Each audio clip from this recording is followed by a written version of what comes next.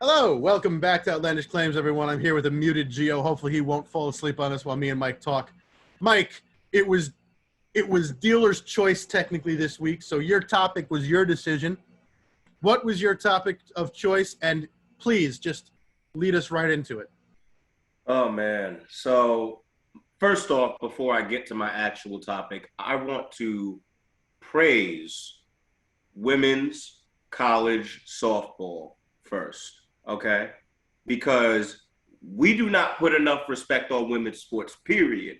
And my friend Adam McPartland has been one of the very few vocal advocates for women's sports across the board. Major props to this brother for what he's been doing for the sports. Okay, I'm dead serious about that. But more importantly, Montana Fouts pitching a perfect game for Alabama. Pretty much only the second time that that's occurred since 2000 in the College World Series. Major respect. Major respect. History in the making. That being said, let's get back to the MLB.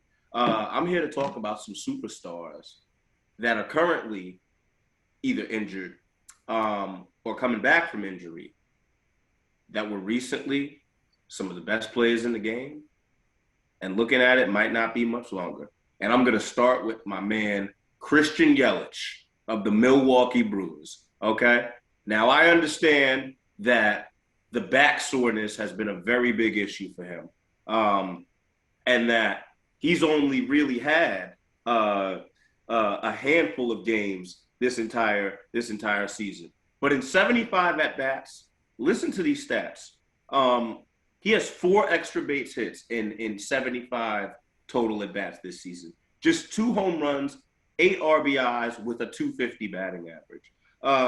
This is coming from a guy, excuse me, who just a couple seasons ago averaged a home run every 13 at bats that he took the plate in 2018 and 2019. Okay?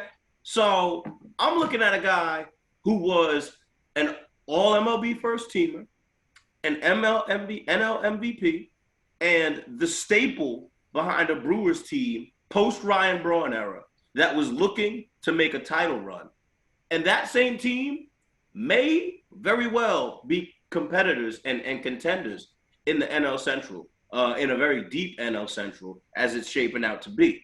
But I got to be honest with you. I'm very worried about Christian Yelich going into this season. And so we're going to have to see what happens. The Mets, Noah Syndergaard, okay?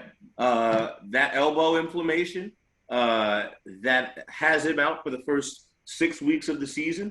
I'm looking at him. I'm looking at the fact that he's at odds with pretty much Mets management, saying on Twitter that he's okay to go and let's go Mets. But something ain't right.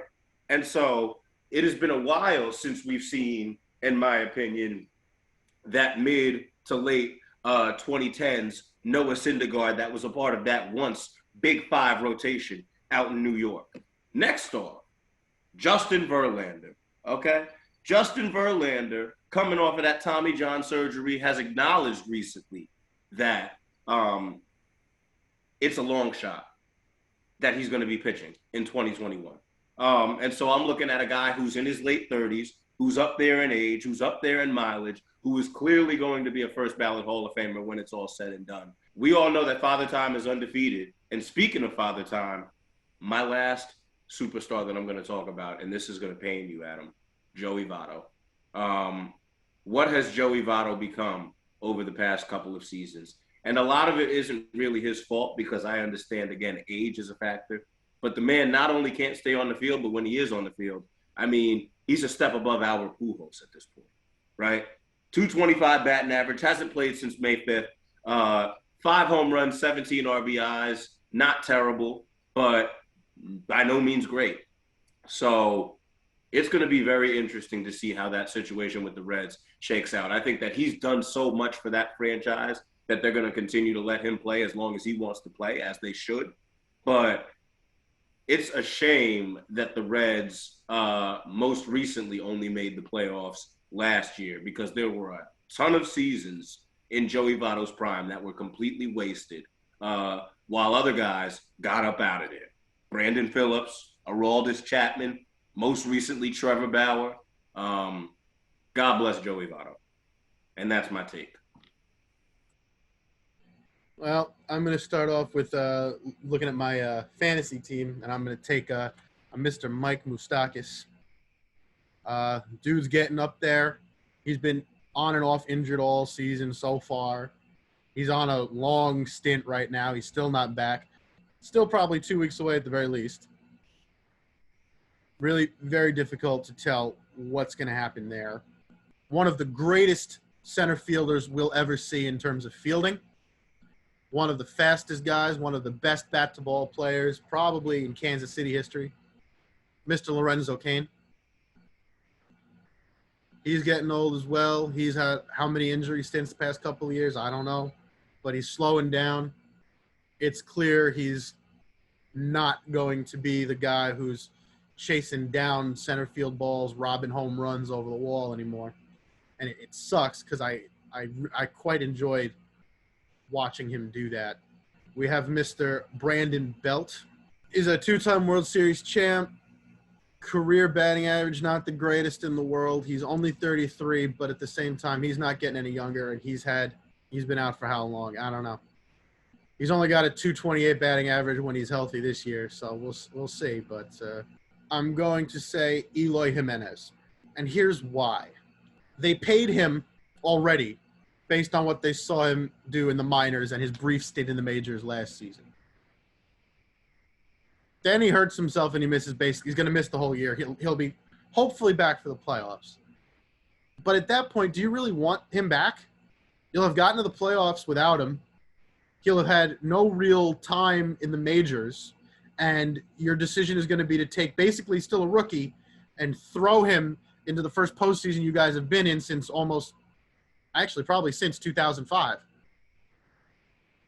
That's not conducive to his mental rehabilitation or his baseball rehabilitation. You can't do that. And on top of it, this was, if I'm not mistaken, Gio, this was a leg injury, yes? For which player? Eloy. Yeah. Leg, right? Yeah. When you're that young and you already got a leg injury, you have a good chance of recovery, but that is going to kill you in your later years. It's one of those things that you can deal with when you're younger, but then when you get older, you start to feel it. And it's like, oh, that leg injury I had when I was 22. Oh, there it is. Oh, God, it's acting up. And it's going to kill the end of his career. And worst of all, it's already weakened. So he's already at risk of re-injuring himself. And he's not even 25 years old. He's going to have to be very careful his entire career. And if he is careful, he still has at least 7 to 8 years to look forward to of an injury he took when he was younger, affecting how he closes out his career. Gio, any thoughts you want to throw in here before we sign off? Not really. You guys covered everything that I really want to talk about, and it just sucks to see some of these players deal with injuries that are not really career-ending per se, but career-altering. I do have some more stuff to talk about that might relate to some players that dealt with some similar injuries on my topic if you watch the next episode, but I will not promote mine any longer. All right. Well, enough foreplay. Let's jump to the next episode and jump right into Gio. We'll see you then. Thanks for watching.